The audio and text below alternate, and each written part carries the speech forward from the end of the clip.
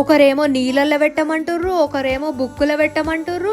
బుక్కులో పెడితే ఎట్లా వస్తాయి ప్లాంట్స్ నాకైతే అర్థమే కాలేదు. నీళ్ళు లేకుండా ప్లాంట్ ఎట్లా పెరుగుతుంది బుక్కుల నుంచి అని చెప్పి లాస్ట్ టైం ఎవరో కమెంట్ చేస్తా, నేను రిప్లై కూడా ఇచ్చిన వాళ్ళకి.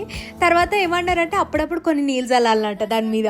అయితే మీకు అందరికీ గుర్తుంది కదా లాస్ట్ టైం మనం తస్కరించిన రణపాల ప్లాంట్, మ్యాజిక్ మిరకల్ ప్లాంట్ అనమాట. ఇది మన ఇంట్లో కూడా ఉండాలని చెప్పేసి కొన్నీ చిన్న చిన్న ఈకలు లెక్కుంటే అవి తీసుకొచ్చినాం ఇంటికి. 3 monthsకి guys, it is taking a lot of time. చెప్పాలంటే ఈజీగా ఏం పెరుగుతలేదు ఈ ప్లాంట్. మీరు చెప్పినట్టు 3 monthsకి ఇంత చిన్న హైట్ పెరిగింది, కానీ లీవ్స్ అయితే బాగానే హెల్దీగా ఉన్నాయి.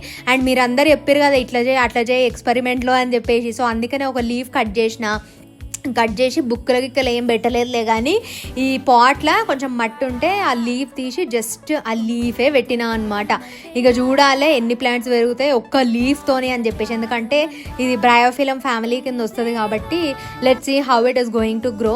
ఐఎమ్ గెస్సింగ్ అసలు ఆ ఆకుల చివర ఉన్న కర్వ్స్ అన్నిట్లలో నుంచి ప్లాంట్స్ పెరుగుతాయి అని చెప్పి అప్డేట్ ఇస్తా. ఛానల్ మీద 2 కన్నులు వేసి ఉంచండి.